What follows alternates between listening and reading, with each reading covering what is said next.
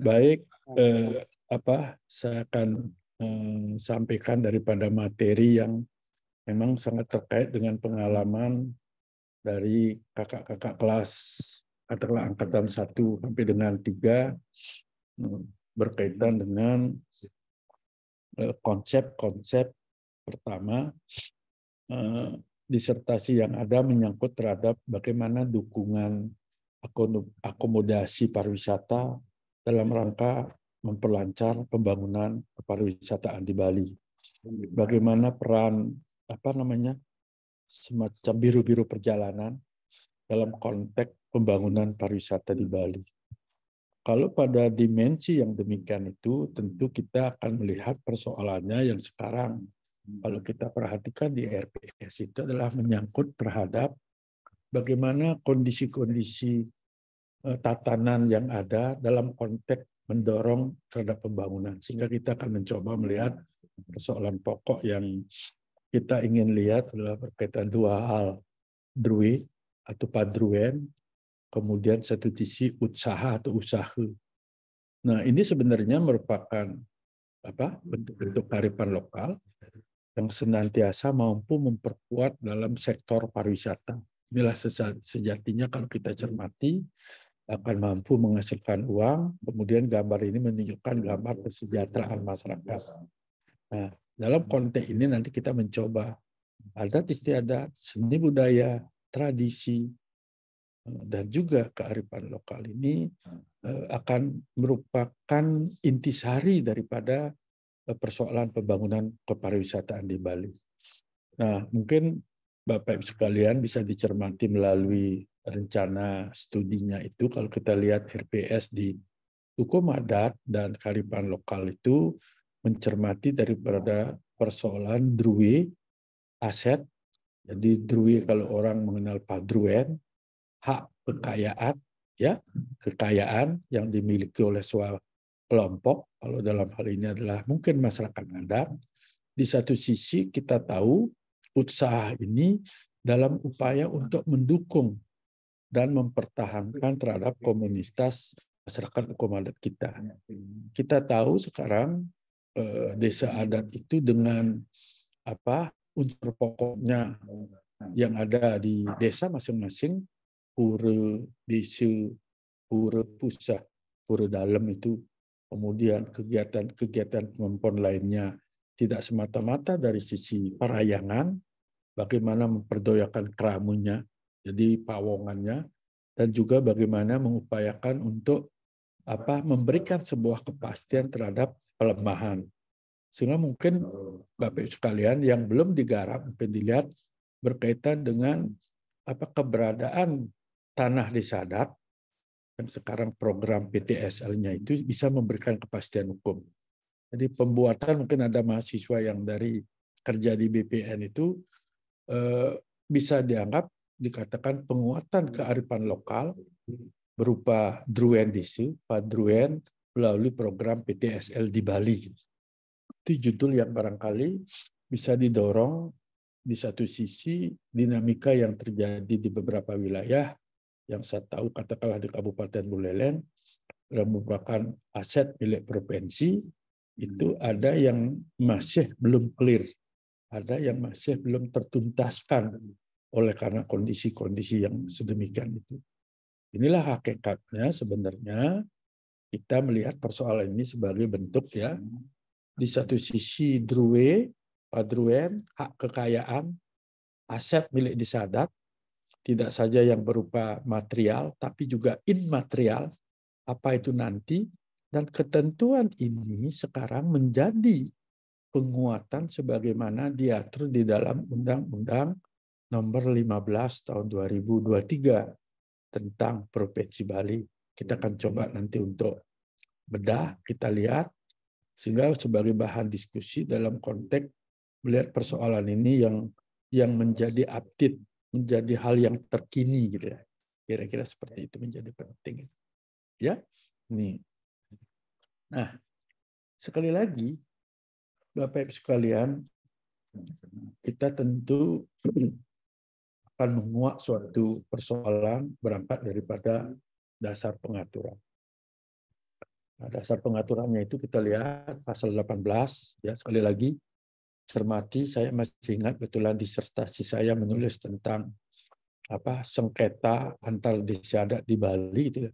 Bahwasanya pertanyaannya masih ada standar apakah masyarakat hukum adat atau desa adat sebelum diterbitkannya Undang-Undang Nomor 15 2003 itu sah secara pengakuan di Indonesia. Itu kan. Nah, dulu dengan berbagai bentuk kelemahan-kelemahan terjadi sehingga potensi desa adat itu tidak menggeliat. Kondisi empirisnya bisa saja milik desa adat, asetnya itu digadaikan, disewakan. Sehingga yang bisa mapan adalah orang yang menyewa. Namun desa adatnya tetap dikala ngaturin, dikala melakukan kewajiban pemenuhan melakukan upacara di Trikayangannya itu masih ada keturunan. Jadi setiap kerama itu di iuran. Nah, itu kan kadang-kadang inilah barangkali Bapak sekalian bisa menjawab, tidak menutup kemungkinan, mohon maaf bagi ibu-ibu yang bukan beragama Hindu ini, masih kita mendengar kalau menganut agama Hindu itu adalah sangat berat dari pemenuhan kewajiban.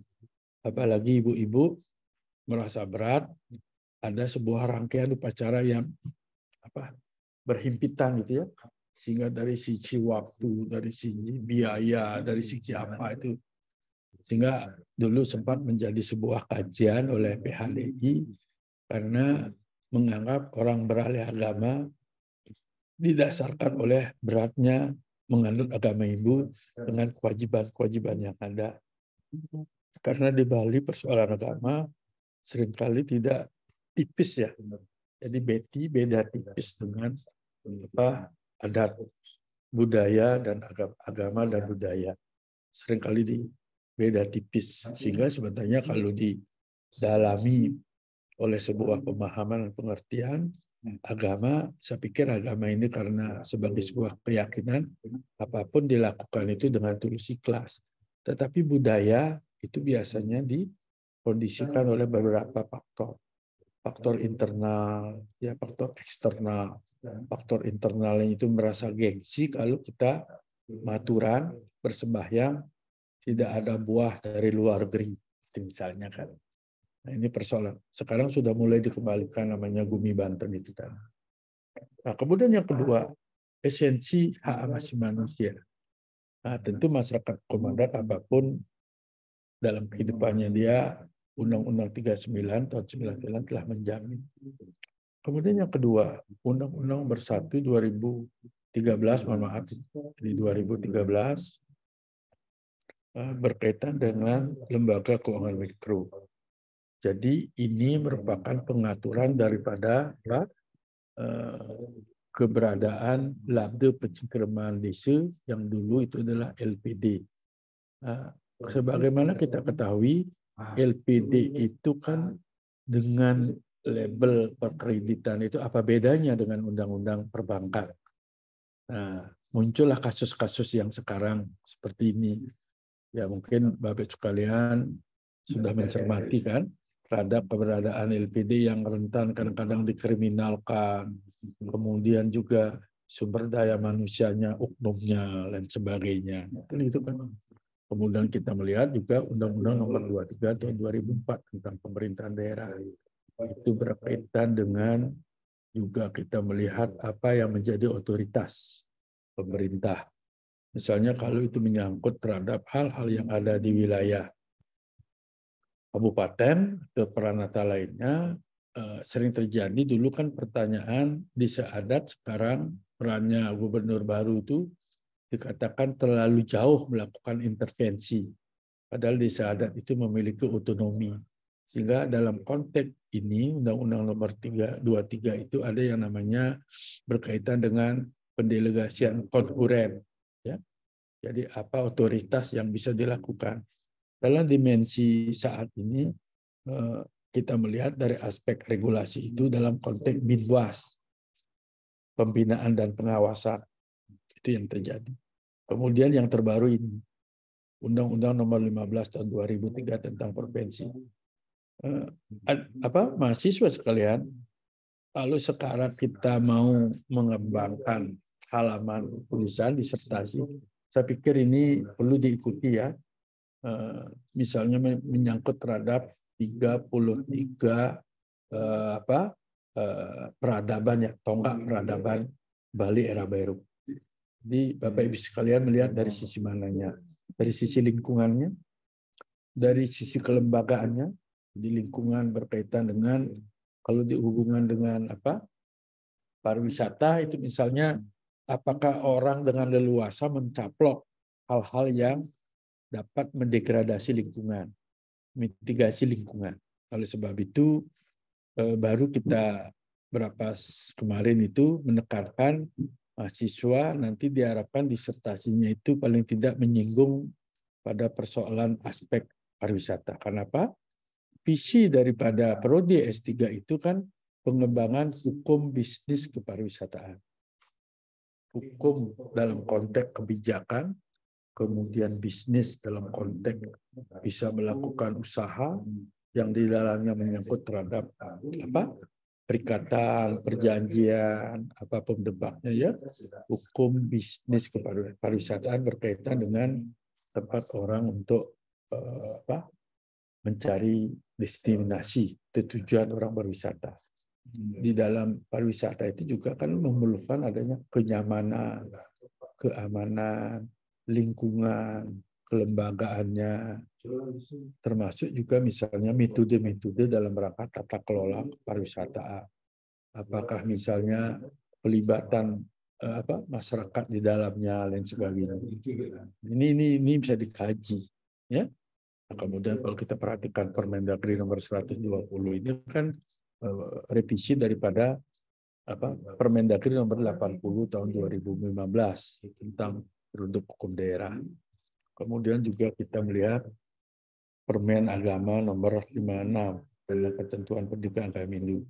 Dan yang terakhir adalah Perda nomor 4 tentang desa adat di Bali ya. Sekali lagi jangan sampai kekurangan frase berkaitan dengan maksud dari undang-undang. Titelnya adalah Desa Adat di Bali. Bukan tentang desa adat saja. Karena apa? Karena di luar Bali juga ada desa adat. Misalnya seperti di Padang, yang namanya Nagari.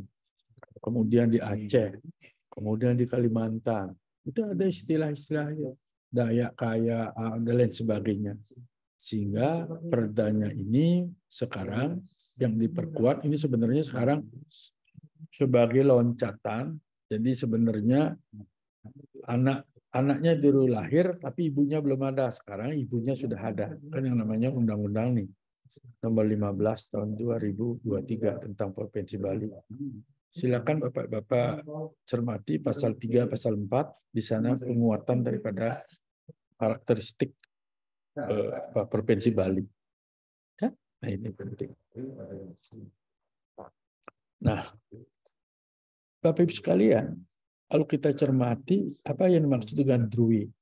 DRUI adalah aset. Selama ini kita mengenal aset atau harta kekayaan ya, harta kekayaan yang dimiliki oleh lembaga kearifan lokal di Bali bernama Desa Adat. Dalam konteks DRUI, sebagaimana pemaknaan itu sebagai sebuah kekayaan yang merupakan milik organisasi, itu bentuknya ada dua. Ada yang berbentuk atau memiliki sifat immaterial, dan juga ada yang bersifat material.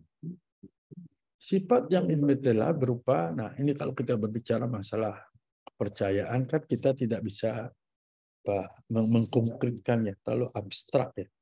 Kemudian nilai-nilai tradisi. Banyak sekali ya.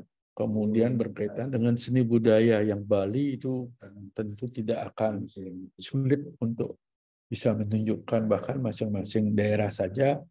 Makanya di PKB di Bali itu dilakukanlah parade ya, tidak lomba, karena dulu pernah lomba itu girang desanya itu kadang-kadang gong baring itu bisa ke hal-hal yang skala di skala ya, itu bisa terjadi konflik sosial. Makanya sekarang parade, jadi menunjukkan sebuah variasi seni yang ini ya. Kemudian juga serta kearifan lokal yang dijiwai oleh agama Hindu. Bapak sekalian, tentu kalau dijiwai agama Hindu kita melihat ada persoalan-persoalan yang memang, jadi kalau konsep agama Hindu kan sebenarnya menjadi sebuah pertanyaan. Apakah agama Hindu sama di dunia?